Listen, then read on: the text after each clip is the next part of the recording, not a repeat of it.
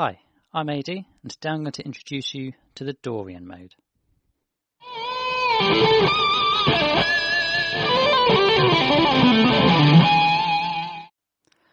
If you're new to my channel and you're in the process of learning guitar, please check out some of our lessons and consider hitting that subscribe button. Today I'd like to teach you about the Dorian Mode, or introduce you to the Dorian Mode. Specifically, I'd like to teach you about what it is, and also help you to start to develop some Dorian phrasing into your playing. So we're going to start off by looking at what it is. Now you might be familiar with something called major relative theory or derivative theory, which is where you look at the major scale and you build lots of different modes from it. And the Dorian mode comes from the second degree of the major scale. However, today we're going to look at parallel music theory. So we're going to look at the Dorian mode in its own right, and also compare it to something a little bit more familiar than the major scale. So let's get started, and we're going to start off by looking at what the scale is. Now, a little bit of a prerequisite for this kind of thing is that you need to have a good understanding of intervals, because essentially a scale or a mode is just a consistent set or unique set of intervals all put together. And the Dorian mode has the following intervals. It has a 1, as do all scales. It has a 2, it has a flat 3, so that's a minor third, a 4th, a 5th, a major 6th, minor 7th, and then we're up to the octave. Okay, so simply put, that'll be 1, 2, flat 3, 4, 5, 6, flat 7. And that's our Dorian scale. It's those intervals that make it Dorian. Now, one of the important things about understanding keys and modes and all that kind of thing is to associate the harmonies with the underlying chord tones. And if we look at the chord tones involved in this particular scale, so the chord tones are always your 1, your 3, your 5 and your 7. We have a minor third, a perfect 5th, and a minor 7th. In other words, we have a minor 7th sound. If I was to play them as a chord, in this case we'd have an A minor 7 because I'm using the key of A in this instance. So the underlying chord or harmony to whatever we're doing in Dorian is a minor chord. And that's really, really important to understand and to focus on when we're phrasing, because we want to always make sure that whatever we're doing, we're always making the sound of that minor chord. At least when we're playing over the tonic chord, that is. Of course, there will be other chords within the key. But over the 1 chord, over the A minor chord, they're the notes that really we'll always be looking to highlight. Now, in terms of this scale, rather than drawing it relative to its parent major key, which would be G major in this instance, we should start looking at what it's actually more parallel to. Now, if I was to present you with an A minor chord, probably your first thought would be to play a minor scale, and you're most likely going to be playing the natural minor scale, or Aeolian mode. And if we just have a quick look at what that is, that obviously starts with an A and a 1, follows with a 2, a flat 3, a 4, a 5, a flat 6, and a flat 7. So if we consider that group of intervals in comparison to our intervals within the Dorian mode, we'll see that from what our normal minor scale is, the natural minor scale, the Dorian mode actually raises the 6th interval. So again, here's Aeolian, the natural minor scale, 1, 2, flat 3, 4, 5, flat 6, flat 7. And here is the Dorian mode, 1, 2, flat 3, 4, 5, 6. So we raise that 6th note to the major 6th in the Dorian mode, and we get the minor 7th as well. Okay, so there's only one note different. So when we're looking to draw comparisons with things, sometimes we need to draw the comparisons with where they are as opposed to where they've derived from. So in this instance, we're talking about minor scales and minor modes. But what's unique about the Dorian mode in comparison to our normal minor scale is that it has this major 6th within it, and that's its unique identifier. So when we talk about Dorian and the sound of Dorian, we're talking about two things. We're talking about it's a minor mode, a minor scale, That's really important. It has those minor chord tones, and it has that unique color tone of the sixth on top of it. Okay, so it's a minor scale with a major sixth, and that's what Dorian is, and that's what we want to highlight whenever we're trying to create a Dorian tonality. So how do we do that?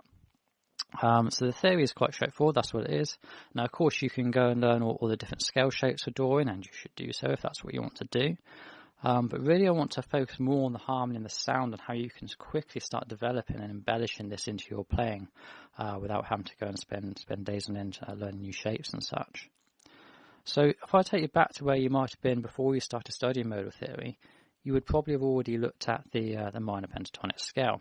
And we're going to use that basic scale that's probably the first one you learned and make it into something a lot more enriching here. So if you take a look at your minor pentatonic scale, you have these intervals. You have the 1, you have the minor third, you have the fifth. I missed out the fourth, by the way. So again, 1, minor third, fourth, fifth, minor seventh, and then octave. So essentially what you have there is a minor chord. All those minor chord tones, that minor third, the fifth, and the minor seventh. So we get a minor seventh chord. And we've added one extra interval, the fourth. So that's our colour tone. But 4 of the 5 notes within this pentatonic scale are all chord tones. So if we're playing the minor pentatonic scale, we are very much saying that we are playing over a minor chord. That's what we're harmonising with, and it's a very strong and safe option to take. Yes, we can take the extra scales on top of it, but if we're just taking the minor pentatonic, then we are really strongly linking in with the harmony of the minor chord there, which is what we're looking for. What I then suggest doing to develop the Dorian flavour is to then add into your pentatonic scale this unique interval, the colour tone of the major sixth, which is unique to the Dorian scale in the minor sense. So if we're working in the first position, there's 2 places where this will occur. I'll just play the pentatonic scale and I'll add them in on the outside. So there's the first place.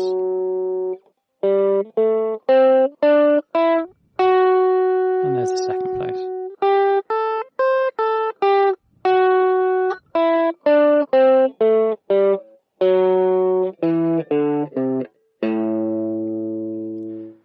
So essentially there you have your minor scale, hitting all those chord tones, and then you have your sixth note on the top.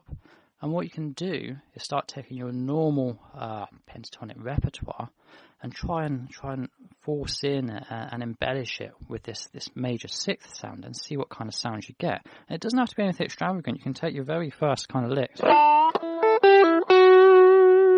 just pop it in there. And that gives you that major sixth sound.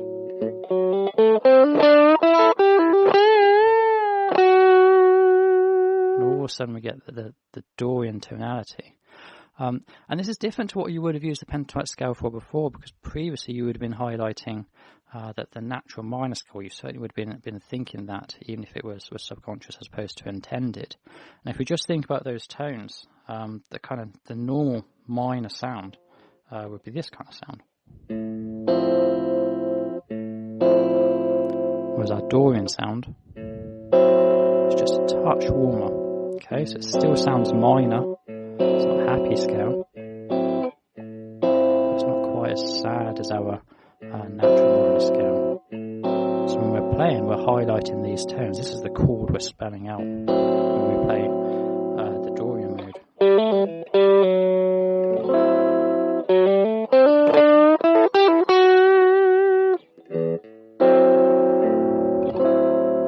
So that's what we're looking to do. So really, you're just taking a pentatonic scale and then forcing in those major sixth notes and just getting used to the tonality of that.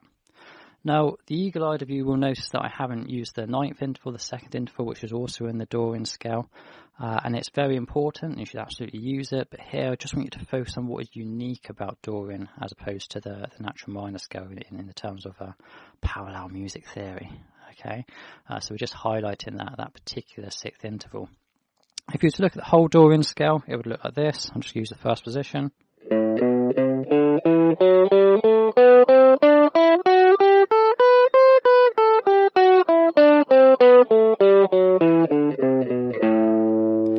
notice that within all those notes you would see this within it.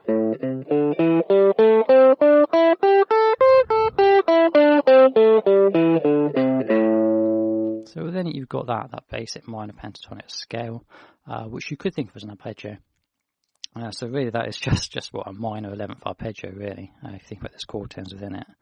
So it's a very strong thing to do harmonically. Now in terms of what we've got here, you can take this apart and use this in different modes as well.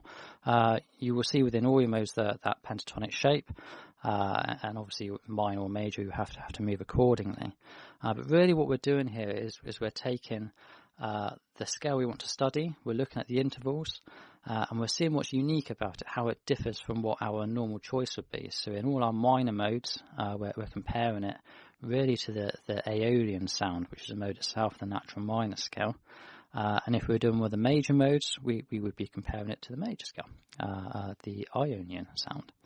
So we're always comparing it to the nearest comparator, as opposed to looking to the parent major scale, which is a cool thing to do, and you need to understand that kind of thing. But in this instance, because we're focusing on the tonality, we're looking in parallel. I'm going to stop that there. There's many different ways you can take this. This is only really an introduction. So just to recap the things we're looking at here, we're looking at identifying the chord tones. We've identified that Dorian mode is a minor scale.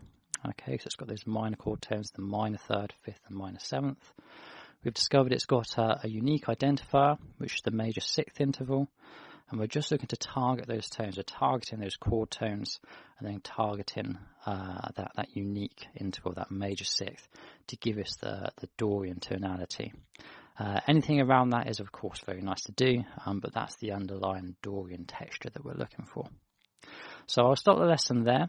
I hope you enjoyed it. Please feel free to ask any questions down in the comment section below. Do take the time to check out some other videos. I hope that helps you learn the guitar and learn modal theory. I think this is a really cool one to start exploring. And again, don't forget to hit that subscribe button. Okay, thank you very much for watching, and I shall see you soon.